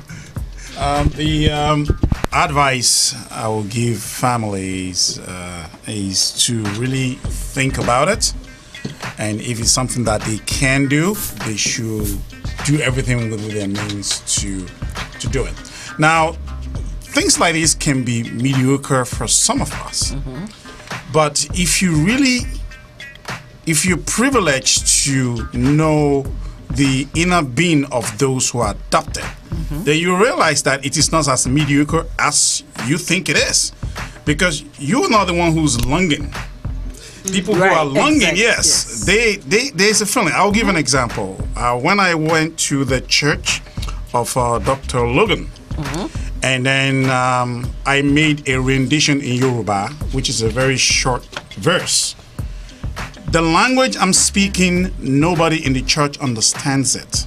It's a very small song. It's a song that I sang, and the mood and the way it was accepted, and there are, I don't know, 5, 6, 7 people that are shedding tears just because of what I was saying that they do not necessarily understand. So you can just imagine how worthy it is for those people that have been inducted. So that is a good enough reason for you to seriously consider it. It may not be a whole lot to you, but it's a whole lot to some other people. And you touched on a very important point. There are people that are longing and wanting something like this. Paul, what advice would you give other families to open up their homes, their hearts, their wallets? You know, I guess it is appropriate to say that if after 12 years you, either by luck or by disluck, you have not heard about the African family induction, well, this is your last chance. Because look, as continental Africans who have had the opportunity and the privilege to come, exist, work, have kids, raise those kids in this country, some people paved the way for those opportunities for us. Because look, technically speaking, if there were no African Americans in this country, just like every other European countries, it would be incredibly difficult for any African person to be here. They can be here. They are just not going to be as successful. As successful. Yes. So the most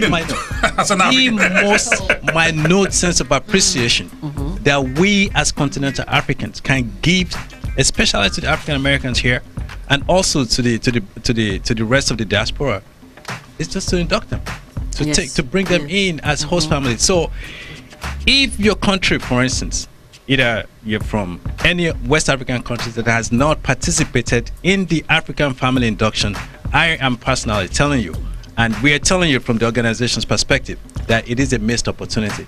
It's an opportunity of a lifetime for us to do this thing, because we're doing it to write history in our own words, to let the rest of the world know that Africans do not hate African Americans, and African Americans do not hate us. That history needs to be written, to be rewritten, and it is rewritten when we actually show the love, affection, and respect through the African family induction. So this is a great reason why every African that lives here in the United States, that understands, that takes that privilege from the struggles of the black men, need to come to the table and induct an African American, one family at a time. As we know, February is Black History Month, and we have a topic usually every Saturday. And one Saturday, we did give recognition to the African Americans who have contributed their lives, their blood, their sweat, their tears. In order for those of us who are here now, it's because people died. It's because people were beaten, people were hung, and they forged their way.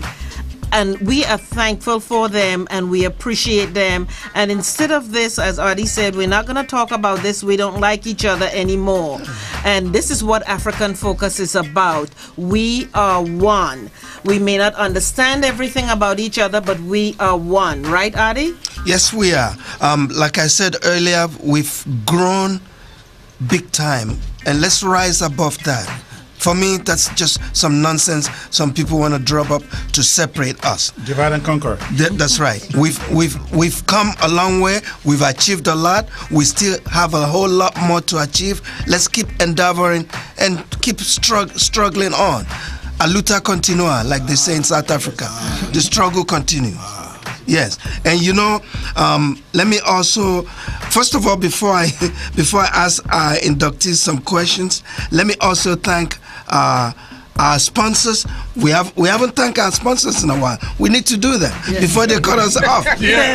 No, please, we need to thank our sponsors, MoneyGram, Arik Airlines, and Ethiopian Airline for helping us bring African Focus Show to you. Without them, we will not be here. Thank you. Thank you, our sponsors. Thank you very much. If you can hear us, and also, let me also ask our inductees, how do you feel about traveling to Africa?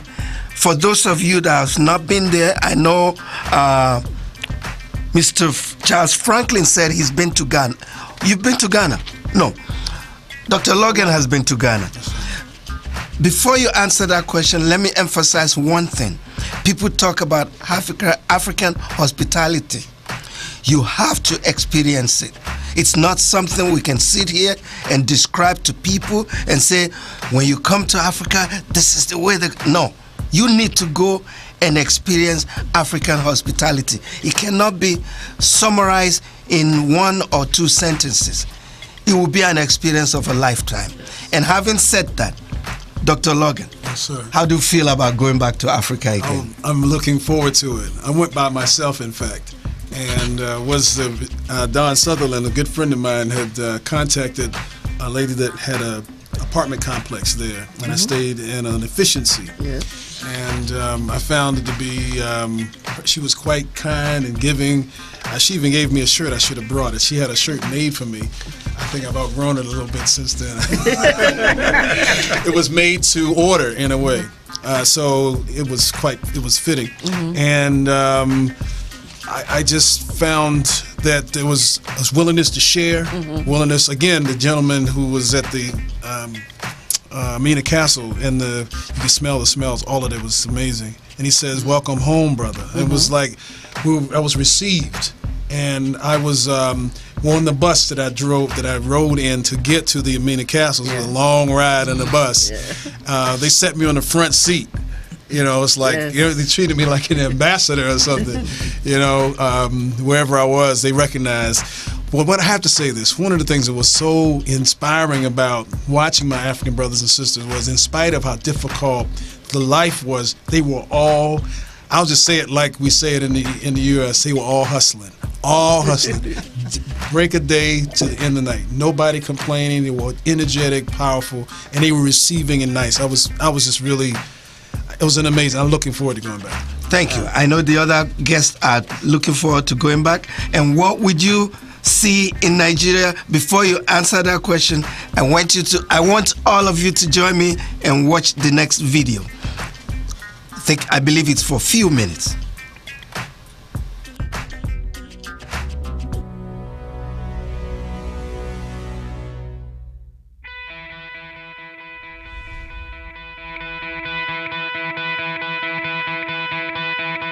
Welcome to Lagos, Africa's very own Big Apple, a vibrant megacity whose pulse is felt as wide as its influence reaches. A discovery of opportunities at the very heart of Africa. Step into a world of unique possibilities, a place that will surprise you each and every day. Immerse yourself in the soul of a city, where untold opportunities are never far away.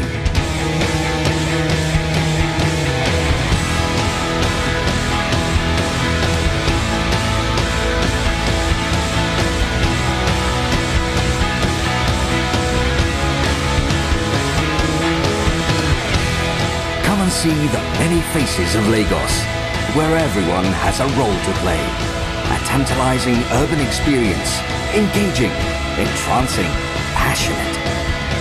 A city of constant reinvention, aiming to be a model megacity for the 21st century. Sustainable, livable, entrepreneurial, with an unstoppable physical and financial growth. Witness the emergence of a global capital, Africa's main business and economic hub, expanding beyond its own physical limits, a visionary city pursuing its dreams. Let yourself be transported to a different world. Follow the beat in a city that never sleeps. A giant organism where millions of people converge, an amazing experience you will never forget. Step into a world of fashion, art and entertainment, a place that offers the best of all worlds. Whatever it is that you are looking for, Lagos has it all, and it's all waiting for you.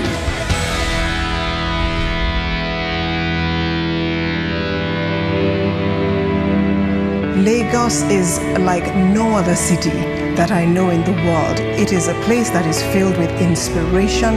It is a place that has such an electrifying essence. It's a whole city of discovery, a melting point for so many different cultures. It has its own character, almost has its own DNA. You feel palpably only when you visit Lagos. I think it's very much alive. Lagos is a city that never sleeps. There is always something to do. There is always an event. The port of call for Africa, really. If you meet the right people, you will have the time of your life. A place you can call home, wherever you come from. Lagos is the center of excellence. That alone speaks for itself. You can't get it wrong here. A place that is safe, a place that offers you an opportunity to be all that you can. There is a vibe in Lagos that you don't find in any other cities. You are inspired. Èkó will forever stay great. And there is nothing that can ever spoil Lagos or that can ever bring Lagos down. Èkó ní bàjẹ́. Lagos will never, never be destroyed or be spoiled. Èkó ní bàjẹ́ o. Èkó ní bàjẹ́.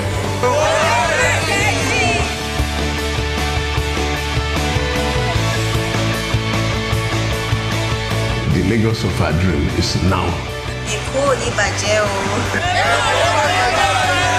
A call to action that everybody has a role to play. Èkó ní bàjẹ́. Nothing you are looking for that you cannot find here. Èkó ní bàjẹ́. Èkó ní bàjẹ́.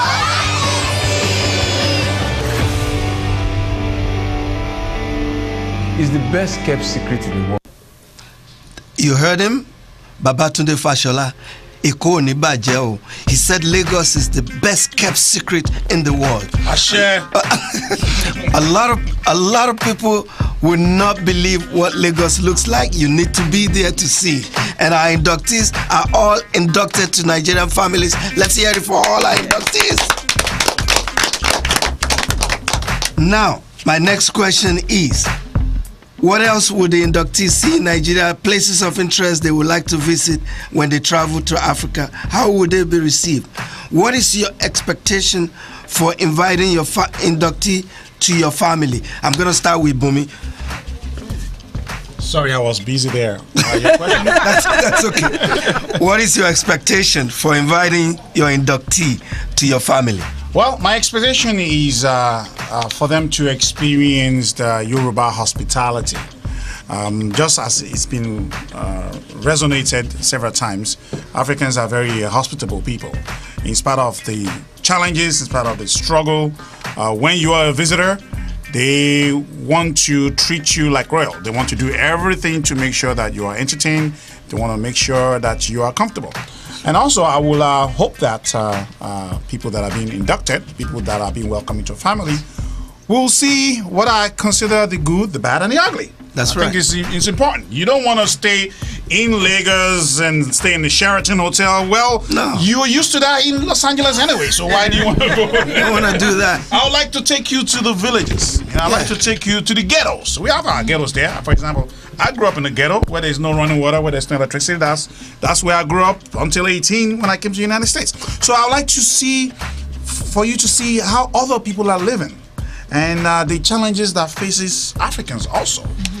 You know, if need be, if you can spend like a day in one of those villages, it will be appreciated. So that way you can really see the common man and how challenging it is. And believe me, I do go to those villages and spend a couple of nights.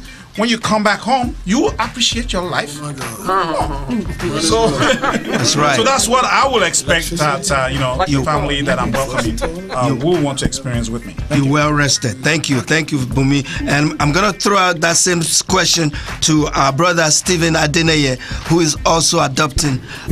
Doris, you've been adopted to his family, right? Precious? Yes, You've been I adopted to Yes. Stephen Adeneye's family. Okay, the question is for Stephen Adeneye. What is your expectation for inviting your inductees to your family? You taking them to Ijebu? Oh, you taking them to Well, Ijebu? my brother Bumi has said a lot. He has said a mouthful. People that come to LA, I always tell them, if you want to see the real Los Angeles, get on one of those buses. You really see the real LA. If you travel with one of the indigens to Nigeria and go outside of Lagos, then you will actually experience the culture. I am from the Ijebu. we go back centuries. Being one of the my brother laid it out the bag. Being one of the royal families, if you ever travel with me in Nigeria, you'll be safe. You don't have to worry about security. You'll be able to rub mind with people of intellect, because my late father believed in education, as well as enjoy the real Yoruba. We call ourselves the son of the soil. Son of the soil. I'm looking forward to the exchange. Thank you. I'm looking forward to that. Thank you. Thank you very much. Let me also add quickly, as a Yoruba man myself, the Yoruba religion is there for you guys to peruse. Please don't you ever fail to let them get you in contact with the Yoruba religion. The deities Obatala, Osun, Orisha, Shango, Ogun, I'm missing Osun, and one more. Iyemoja. Those were the Yoruba deities. When you go to Cuba, you hear them talk about Osun, Shango, Iyemoja. Those were the earliest Yoruba slaves that went to Cuba, Haiti, Dominican Republic, Brazil, especially Brazil, because they built the plantation in Brazil. Hence, the Yoruba religion still remain in Brazil up to today. Let me throw out that question to Paul. Paul Babatunde, 1 minute. Okay. Paul, you have 1 minute. I guess, Same question. Yeah, I guess it's appropriate to say that, everything that I would have said has already been said. Has already been said. I mean, those things have already been touched on. But technically, I mean, if you're coming to visit any African countries, please, the city you're just gonna be seeing. If you stay in the city, you're just gonna be seeing a replicant of where you're coming from. That's right. The real African hospitality is embedded in those small little villages where you actually get to see people in real life. People in real life, people who will welcome you in with a glass of cold water. There's nothing on the face of the earth that you can use to replace water. And when an African person offers you water, it offers you everything that is meaningful on the face of the earth. Yes. Well. We have had a jam-packed day. I hope you're fully educated, or at least partially educated, on what goes on. We thank you for coming. We're getting towards the end of our show, and I'm going to go around the room really quickly, and you have like 10 seconds. Boomy. Bye. Hello. Goodbye. Yes, hello. Oh, okay. Yeah. To say goodbye to everybody. Yes. I'd like to thank everybody, all our listeners. I appreciate your time, and I hope you've learned a great deal. Thank you for listening. Adi? No, you're gonna come back to me. I have another. I have no more items on my plate. I just like to say I'm just honored and excited about the induction, and I'm looking forward to the experience. Thank you for having me. Doctor? Just glad to be a part of a larger family. We are the people of the day before yesterday and the people of the day after tomorrow. Betty? I'm looking forward to seeing you on Saturday, April the 25th. At the Goodwill and the induction ceremony. We're going to welcome you with open arms. Yep. Charles? I'm just honored again to be part of this family as well, and I have never felt a separation from my brothers. Absolutely. Once again, I'm looking forward to a relationship with my incoming inductees. My sister, you said you like to dance. Well, you're in the right place because everybody my friends can testify. My wife knows how to dance, and my culture, we are known for the drums. I'm looking forward to April. It's going to be a blessing. Paul? Yes. Well, it's been a great show. My inductees are not here today because of other commitments, but I am definitely looking forward to a very wonderful induction ceremony, an opportunity to welcome them into the Babatunde family, celebrate them with love and affection. Thank you. Adi? Yes, in closing, let me just say African Focus Incorporated believes that hosting a program such as the African Family Induction will encourage dialogue and interaction between continental Africans and their cousins in the diaspora. The organization also urges that tremendous progress can be made if the destruction of African families and lives that occur due to slavery were to be addressed. It will start with Africans living in the continent of Africa taking a sincere and honest step to acknowledge as well as work towards restoring the stolen dignity of their brothers and sisters in the diaspora. African Focus Inc. argues further that this can be accomplished by providing Africans in the diaspora an opportunity to share the African destiny, which includes access to college, providing diaspora unconditional citizenship, and more importantly, restore family ties that promotes culture and social acceptance. Yes. That's what we're here for. Thank you. At AFI. Thank you, sir. Thank you. Bumi, do you have some more words of wisdom for us? Yes. I would just like to seize the opportunity to welcome my brother, Dr. Logan. Yes, welcome to the Yoruba family. Yes. And I'm looking forward to an opportunity to embrace you as one of my own. In the words of our forefathers, when you have one of your siblings that travel far and wide, it is your responsibility to make sure that you bring them back home and make them hospitable. So welcome back. Thank you so much. Adi, would you like to thank our sponsors again? Let me once again thank. Without them, please allow me to thank our sponsors, because without them, we will not be here. The light will be dark, the room will be dark. You will not be able to see yours truly. We would like to thank Arik Airlines, MoneyGram, and Quality of Life Incorporated. Also, our executive producer, Uchenna Nwogu, the founder of African Focus Incorporated, and executive producer for the show. Because without him, none of this will be possible. I am your host, Nicole Simpson, today. I thank you for listening. We want you to go to Facebook, to AfricanFocus.com show, to your Instagram, to your Twitter, and tell your friends about us. We will be back next Saturday at 12 noon. We thank you for watching. We wish you a fabulous, fabulous week. Mwah.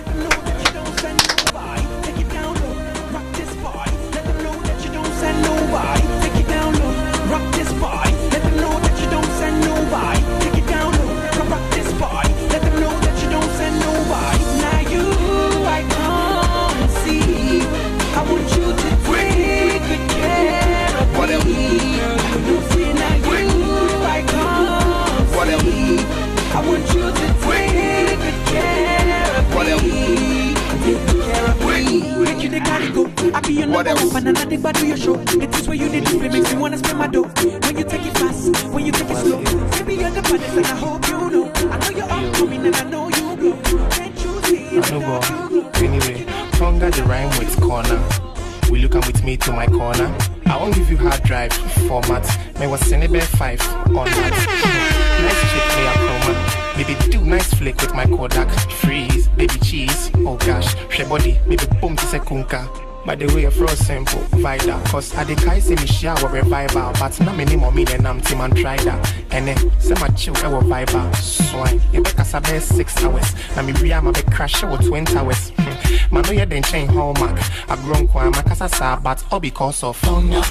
Tonga, Tonga, Tonga, because of Tonga. Hey, Tonga, Tonga, Tonga, because of Tonga. Tonga, because of Tonga. Nice couple. We see cancel heading to the tri-castle. What? Oh boy, until we can't cuddle. Just say Osha Calvin Klein, Misha Whitechapel. Sa, Mate. Mean to me, but and Misha, we didn't quite send me back. It was set, me bitty, wappy. Yes, say a fact on the track, me is slow or you fast under 1 minute, pa, wappy. Anybody say bull fruit, it be boom after all. YOLO, oh my god, sack. Look at her, but easy. Tonga, Tonga, Tonga, yeah, Tonga, because of Tonga. Hey, Tonga, Tonga, yeah, Tonga, because of Tonga.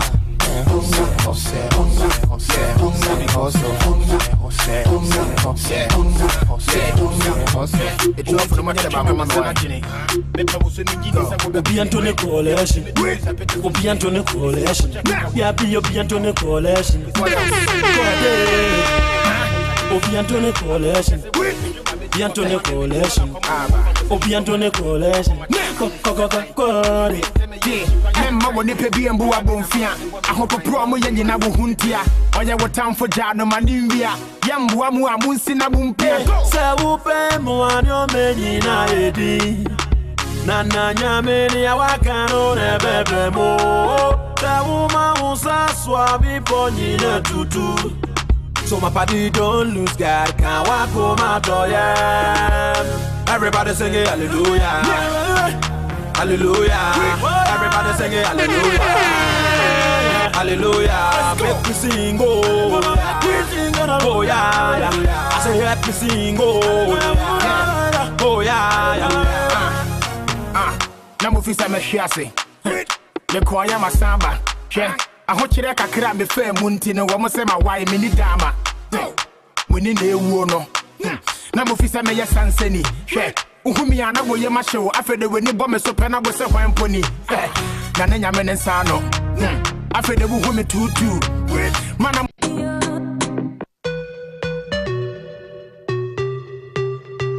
baby, yeah. Baby, let me put your panties to the side. I'ma make you feel alright. Cause I'ma give you what you need, yeah. Mommy, you remind me of something, but I don't know what it is. You remind me of something, you gotta show me. Alright. You remind me of something, but I don't know what it is right now. You remind me of something, girl, you gotta show me. On the real, no lie. I don't know what it is, but you're just my type. everything just right. B said put it to the left, don't listen to the hype though. Got a cup in your hand, baby sitting but you ain't got no kiss. We ain't leaving till it ain't no more left. Can't see no time on the Rolex. I can tell you a freak gon' show it. Looking for the after party with a dough at. Dough on the flow like a dough man. Baby you know where to throw that. I said remind me of something. Remind me of something. You gotta show me. Remind me of something. I don't know your name, but you heard my name. I know why you came, tryna get that name, but you heard my name. Girl, I know you wanna be my main chick, my main chick. I said, fuck whoever you came with, who you came with. I tell her, fuck that nigga. Sitting in the back of the club, table got a rope in the front. I don't know ya. You looking real familiar. I could just be a little drunk. I don't know your name. It's a goddamn shame. I don't know how to explain it for ya, but girl, I'm just saying, if you got a man back home, I don't know him. What? Just keep it on the hush. Pocket full of trees, don't beat around the bush. Walk on green, I can even hit a putt. KO shot it when I hit her with a punchline.